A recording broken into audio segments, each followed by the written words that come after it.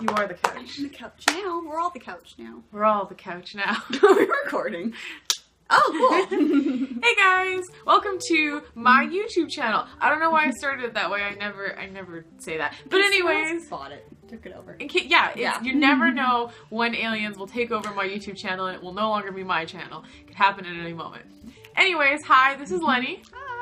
Hi. And we're going to talk about the Raven Cycle. Yes. A few videos ago, I uploaded a podcast talking about the Raven Cycle with Jesse. And if you want to listen to that, I'll link to it in the description. Very and good. stuff. Listen to it. Yeah, and it's like an hour of us talking about the Raven Cycle, which if you don't know, is a book series. Very good book series. But anyways, Lenny also loves the Raven Cycle, so we decided one podcast isn't enough, so instead of just the one podcast, we're also going to talk about it now.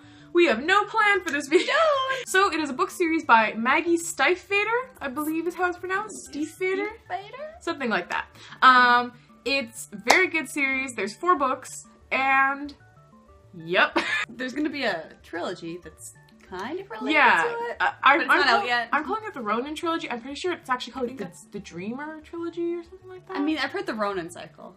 Oh, but I similar. I don't think the Ronin cycle is the real it's title, not but I real, like but... it. But anyways, do you want to give us a very quick summary of what the Raven cycle is? Oh boy, what's the Raven cycle about? Well, it starts off with this girl named Blue Sargent, and she has been cursed ever since she was a baby. She's known that she's cursed to kill her true love. The first time she with kisses a kiss. him. Yes, she's not gonna just find him. Just murder. Yeah, the first time she kisses him, she will kill him, and it's kind of shaped her life. She's kind of doesn't really like that would affect you your life. if you were like the first time you kiss your true love, they'll die. A, that is a bad thing to happen. B, you don't want to get like too close to anyone because you're like, what if they're my true love and I kiss them and they die? Yeah, but the series starts off with her going out with her half aunt. It's almost like a vigil. Yeah, like a seance vigil. Yeah, thing. they all of her aunts are like psychics. She's from a family of psychics, they're all great characters. It is modern day though. It's not like fantasy world. Yes. It is. I mean, they're psychics, but it's you know what I mean. Modern psychics. Modern for psychics. real, not fake. Yeah. Okay, back on my tangent. But they do this kind of seance thing and they basically see the ghosts of people who are going to die in this town. It's kind of I guess they're not really the ghosts because they haven't died yet, but the spirit pre-ghosts, the projections. Yeah. And she sees they're mostly old people who die from natural causes, but there's one young guy, and he introduces himself as Gansey, and he can't really say anything else because he doesn't really exist. It's like a weird projection of this kid who will die. Yeah. I forgot about most of this intro, so thank you for reminding me. I remember when we did the Avatar podcast and I broke down like the entire world for like 10 minutes. She sees this Gansey kid, and I forget exactly how it's revealed, but it's revealed that he's her true love. I think because they tell her that the only reason she would see a ghost is if it's her true love or if she kills him. Oh, yeah, and it turns out to be both. And it turns out both. And then the book kind of introduces Gansey and a bunch of his friends, and he meets up with Blue, and they all sort of become friends and get entangled in this quest that Gansey is on, to find this dead Welsh king, Owen Glendower, which is kind of comes out of left field, to be honest, but it's very, very good. It fits in, like, it makes sense. It seems like it's out of left field when you first see it. You're like, what is this? But it's very integral to the story. About 50 words in, you're just like, oh, okay, that makes sense. I get it. That sounds good, Gansey. Yeah, the other thing about this series is if you hear that description and if you just read the back of the book, it doesn't sound that good. It sounds bad. It sounds like a cliche boy meets girl fantasy romance. Oh, she's gonna kiss her true love and he'll die. Like it doesn't sound great. It sounds fine. It doesn't sound great. It is great. It's good. It is so much better than that description makes it sound. Please read them. Yes, please. I didn't read it for like a solid 2 months because I was like, oh, it's probably just going to be romance. I got it from the library and it was so good that I went out and bought it. Yeah. It was really good. I wasn't going to read it. Literally, you told me to read it. Juliana told me to read it. Jesse told me to read it. I finally read it when like 3 people told me to read it because I was like, it doesn't actually sound that good. But it's very good. Why do you love it so much? Like, what is your favorite part about it? Or like, why did you love it? I like the characters, I think. I mean, that's usually why I like a show, book, series, whatever. But they're very, very, very good characters. Yes. They're... I don't know what it is. They feel like real people. She has a really good way of writing characters. So they just seem very, very real and really nuanced. They seem like teenagers, too. Because I read this, I guess, 3 years ago now was when I first read it. When I was 17. You're a baby. And I was like, kind of like the same age as the characters. I think they're 16 and 17. And they kind of age up throughout the series. But I was reading it and I was kind of going, these are things that I think. These are things that I do. So they're very, very real. One of my favorite things, like, I love all the characters, but Blue I love that there's a whole thing about how she, like, purposefully tries to be quirky. Yeah. But not, like, in an like, it would be annoying if she was like, I'm quirky and everyone thinks I'm cool. Girl. She's, like, purposefully, like, she wears, like, weird clothes, but she, like, thinks about it. And she, like, decorates her room all quirky. And it's just so, like, incredibly relatable and good as a character trait that she, like, wants to be unique and wants to, and, like, purposefully does. I don't know, there's something about that I was, like, so relatable, so good, such an interesting, like, taking kind of what already is a character trope of, like, the quirky girl and, like, turning it into, like, a more believable character and more interesting character as someone who's purposefully doing that. I think she kind of does that with all her characters, too, because there's, Gansey is, like, a really sort of the rich kid. Yeah. And then Ronan, who's, like, the angry kid who does angry things. And then there's Adam, who's, like, the scholarship student. And she, like, really breaks it Noah. down. And Noah! Okay, just before I say what I'm gonna say now, there's gonna be spoilers. Not too many spoilers. I don't want to, like, spoil the whole story, but enough spoilers that we can talk about it. But not too many that you won't want to go read it. But anyways, if you really don't want anything spoiled, stop watching now and go read them. As I was gonna say, Noah, the ghost. The ghost! He's dead! Noah's a ghost. You do find on the first book, but not right away in the first book. Because there was a very big chunk of the first book where I did not know Noah was a ghost. No, and I thought, the first thing I thought about Noah, I don't know about you, was I thought Noah had an eating disorder. Because there's a whole thing about how, like, he doesn't eat, and there's, like, a point where Gansey's like, we won't make you eat, which is still weird. It's because at that point in the book, Gansey doesn't know Noah's a ghost. So he's just like, we're going to the pizza place, but don't worry, we won't make you eat. Yeah, Does he think Noah has an eating disorder? Or, like, it's never really explained. It's very unusual. But I thought that there was going to be some kind of plot like that with Noah, because he's, like, this weird kind of, like, he doesn't go out. I thought he definitely had He looks kind of sickly. Or something? Something was up with him. He's a ghost, so he looks a little bit dead.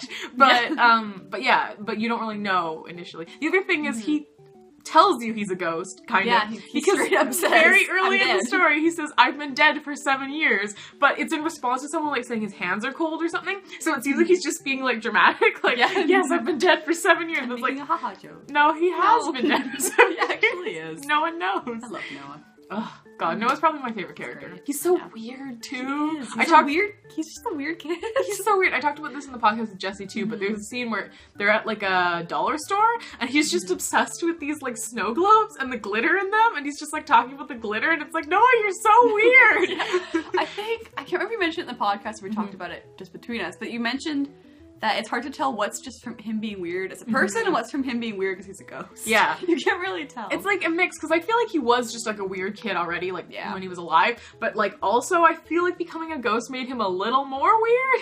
They just feel really real. They're really interesting. If you want to know more about all of them, go listen to the podcast me and Jesse did. We talked a lot about Ronan and Kavinsky as well, because those are Jesse's favorite characters. Yeah.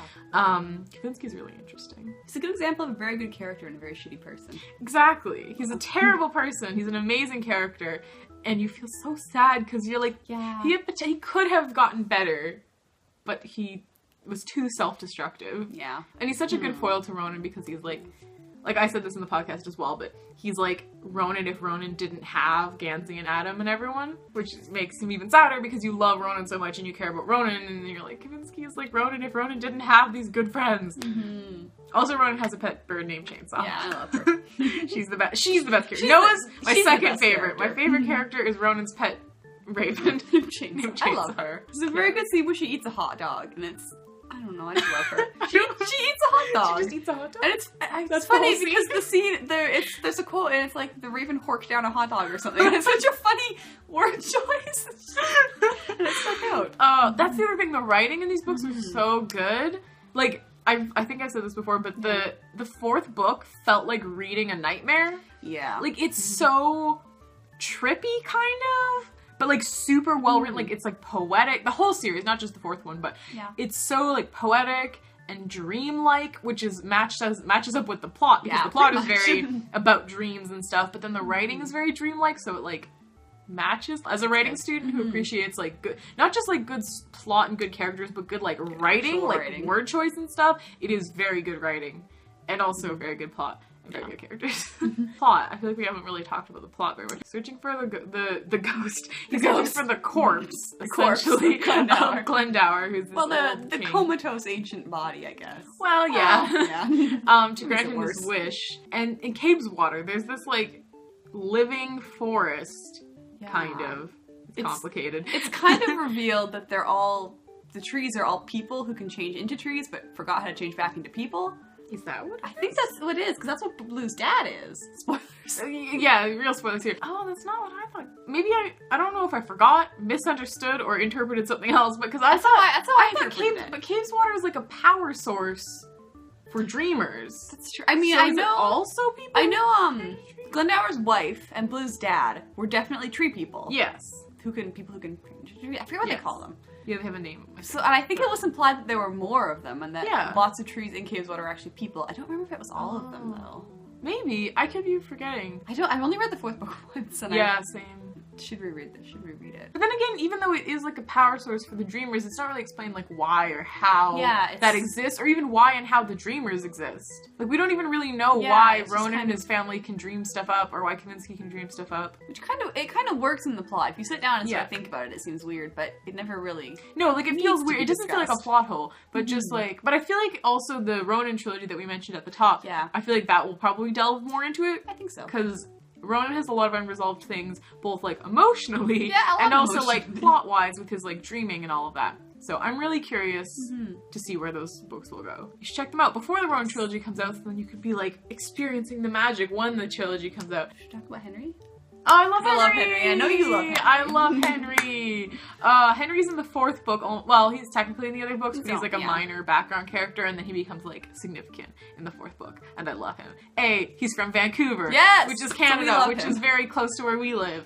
B, he's great. He's great. He's got a robot bee. He has a robot bee. He kidnaps Gansey. He's like, we're gonna become friends. We're gonna put you in a hole in the ground. And A, Gansey thinks that's a good idea. And B, like, oh, cool. Henry thinks that's a good idea. Yeah, They're works. perfect for each other. It's the best part. Great hair. He's from Vancouver. He wears a Madonna t-shirt at one point. Yeah, he gets gets the trash in a Madonna t-shirt and no pants. And then gets kidnapped. He's getting kidnapped. But then apparently in the next scene they talk about him wearing a jacket or something, so that means the Grey Man let him go get changed. He's like, I'm kidnapping you, but go put some clothes on. It's awkward otherwise. It's awkward if I kidnap you in a Madonna t-shirt and no pants. Theme party where it's like a toga party, not even like a Greek party, just like just togas. a toga party, just wear sheets as togas. And then Blue and Gansey and Henry have a moment at that party and they all fall in love. You can't read that party and not tell me there isn't like a 3-way crush there. Because by the 4th book, Gansey and Blue are like a thing. And then they meet Henry, and they both have such an infatuation with Henry. And he's such an infatuation with them. It's great. It's such a good dynamic. And they go on a road trip together. This is real spoilers now. Real spoilers. They hop in a magic car and go on a road trip. They get in. It's so good. One magic car or multiple magic cars? Because like, doesn't Ronan like dream them up more cars or something? I don't know. I know he definitely just dreams Blue a magic car, just kind of as a present. Just in general, he can do that. It's like, here, Blue, I made you a car. Here's a car. Here's a car of Blue. So yeah, that's the Raven Cycle. I guess this is kind of like a condensed version of the podcast. So if you don't want to listen to an hour, you can listen to like a 10 to 15 minute video about why you should read the Raven Cycle. So if you have read the Raven Cycle, you should leave me a comment and tell me if you love it, because I love it and she loves it and we should all love it. And if you haven't read it, you should go read it and then let me know what you think. You can also like this video if you enjoyed it. I make other videos about like books and video games and all kinds of things. You can subscribe for more stuff, and also I'll put Lindy's like social media in the description if you want to go check her out, because she like blogs about the Raven Cycle on Tumblr sometimes and stuff. Yeah, I'm in some of my other videos. Oh yes, toot my own horn. Yes, like, I think like 2. Well, she's in all of my August vlog yeah, because videos. I live with you. Yes. All right, thank you for watching. Say bye, Lindy. Bye. Bye.